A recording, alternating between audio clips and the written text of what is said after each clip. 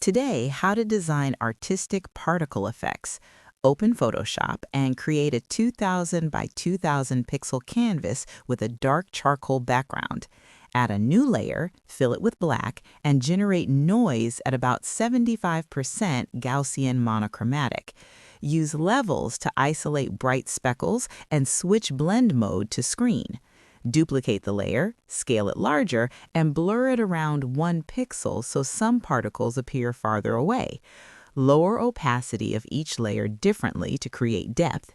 Add a mask and fade particles from central areas to guide focus. Introduce a subtle hue saturation adjustment clipped to the speckle layers to tint them slightly.